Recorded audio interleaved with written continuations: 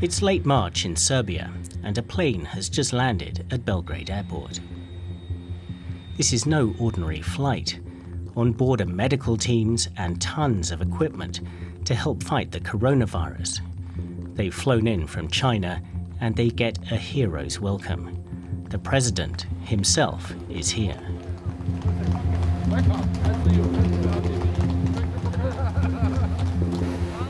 Serbia isn't the only place welcoming deliveries like this. Chinese supplies have also been arriving in Hungary, as well as the Czech Republic, Slovakia, Austria, Greece, Spain, Canada. Even the US has been turning to China for supplies. So what's going on? Just a few weeks ago, China was the epicenter of the coronavirus crisis, the place where the outbreak began. Has it suddenly gone from victim to savior? Well, Serbia's Prime Minister seems to think so. Just take a listen to this interview that she gave just recently with Chinese television. When we identified the first case of coronavirus in Serbia, the embassy of the People's Republic of China was the first to approach us and offer help. The support of China saves lives in Serbia. And I really am intended to initiate a procedure to erect a monument to this steel friendship between China and Serbia once all this is behind us. After all the negative coverage associated with the outbreak in China, that kind of praise is a stunning turnaround. And it puts Beijing back on track in a much longer-term project of building up its image and its influence around the world.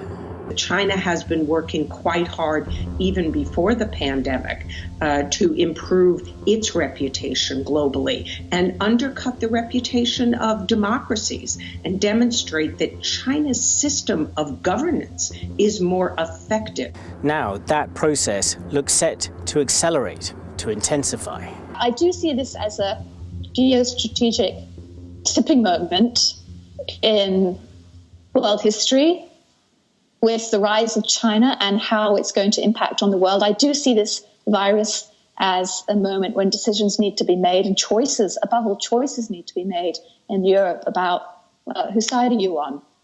We're going to look at two big questions. Is China really coming to the rescue? And what are those choices that the West is going to have to face? Back in Central Europe, another of those Chinese shipments is coming into land. This time in Hungary.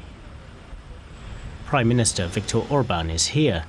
The plane is packed with medical supplies to help fight the outbreak, and Orban inspects it eagerly. Following events in Budapest is DW's Fanny Fatscher. With that, Orban can portray himself as a strong leader with the message, I'm here for you, I will protect you, with the help from China. 60 tons of supplies arrived last week from China, and more is to arrive. China's interest in Hungary is nothing new. Orban hosted Premier Li Keqiang in Budapest 2 years ago, hailing major investments in the country. It's part of a bigger picture of Chinese outreach in Central and Eastern Europe, outreach that's proven controversial. About 2012, 2013, China came up with this idea of creating something that they called back then 16+1, which was 16 Central European and Central and Eastern European countries from the Baltics down to the Balkans. China would directly trade and directly talk and directly sort of interact with these nations. And definitely there's real concern in Brussels that this is in fact an attempt to kind of weaken the European Union and to deal with countries individually or in smaller blocks by China. For his part, Hungary's Viktor Orban seems more than willing to sidestep the European Union. He's just provoked outrage by adopting sweeping, open-ended powers to rule by decree in response to the coronavirus. It's something that seems more reminiscent of China's form of governance. Orban has made clear years ago that his stance of democracy is illiberal. He also said that Hungary should turn towards the east, labeled as Eastern opening, to be less dependent on Western Europe when it comes to trade. In 2015, he declared that instead of following in the footsteps of liberal Western democracies, Hungary should rather take a look at illiberal success stories like China. Therefore, it's not a secret, but rather realpolitik, that Hungary sees China as a desirable partner. As for the Chinese government itself, it's reacted angrily to Western critics, suggesting that its supplies of medical equipment are anything other than altruistic. 难道他们真的希望中国此时无动于衷吗？见死不救吗？ But the EU's top diplomat has been voicing some doubts about China's motives. Josep Borrell has warned about what he referred to as a battle of narratives. In an online post, he wrote, China is aggressively pushing the message that unlike the US, it's a responsible and reliable partner. We must be aware that there's a geopolitical component, including a struggle for influence through spinning and the politics of generosity. Armed with facts, we need to defend Europe against its detractors. The implication was clear. Don't take Chinese help necessarily at face value, and watch out for attempts to undermine facts. While China's state media promote a Chinese way in dealing with the virus, investigative journalists at the non-profit outlet ProPublica reported finding thousands of fake social media accounts pushing pro-China narratives. And senior figures in Beijing have been spreading explosive claims, like suggesting the US Army brought the virus to China. We've had a foreign ministry spokesman called Zhao Lijian who has put out conspiracy theories that the virus was brought to China by US soldiers at the military games in China there in the autumn. And then he's floated the theory that perhaps it was, caused by Italians. We've always seen disinformation from China, but we've very rarely seen senior Chinese foreign ministry spokesmen basically fabricating lies. Despite that, many European leaders are going out of their way to thank China for its support in fighting the outbreak, right up to the President of the European Commission herself. We are grateful for support from China.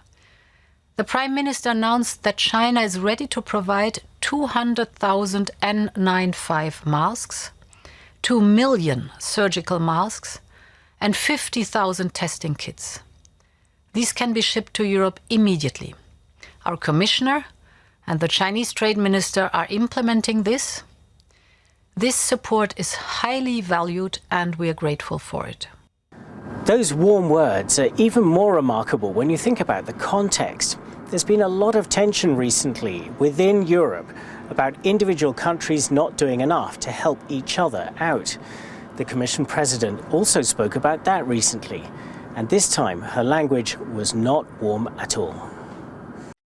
When Europe really needed to be there for each other, too many initially looked out for themselves.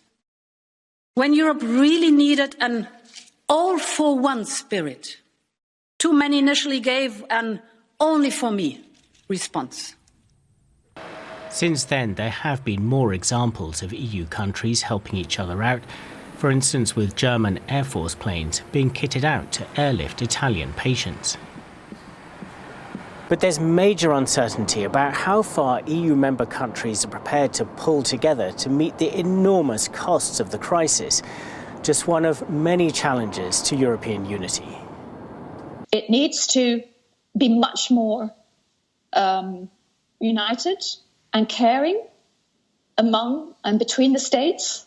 But it needs to really, really pull out the stops to help other countries. It's started to do that a bit better. Very slow start. I think things have picked up, absolutely. Needs to go more and more and more in that direction. Needs to take responsibility for its own medical situation. Needs to create much better systems throughout Europe. It seems clear that the less Europe pulls together, the more there's an opening for China to come and fill.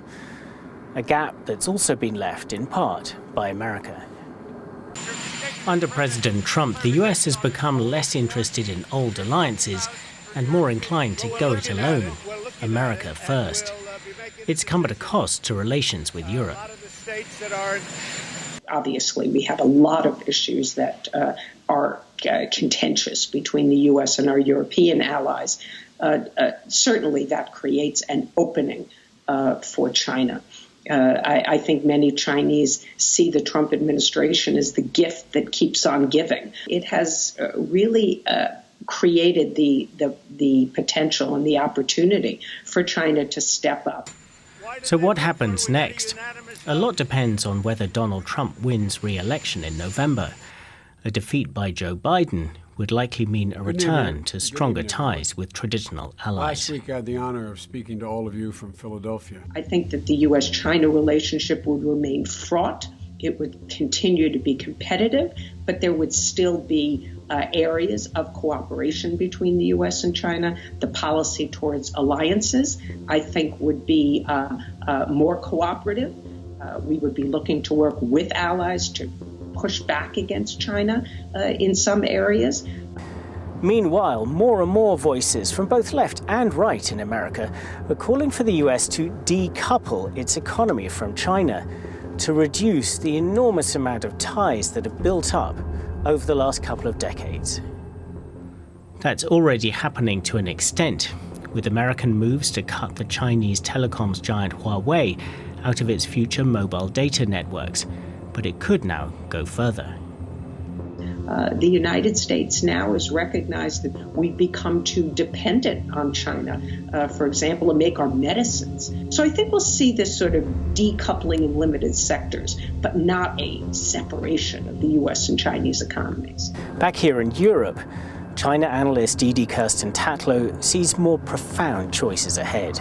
I do see this as a geostrategic tipping moment in world history, with the rise of China and how it's going to impact on the world. I do see this virus as a moment when decisions need to be made, and choices, above all, choices need to be made in Europe about whose side are you on. We should be asking ourselves hard questions about globalization, about how safe is globalization.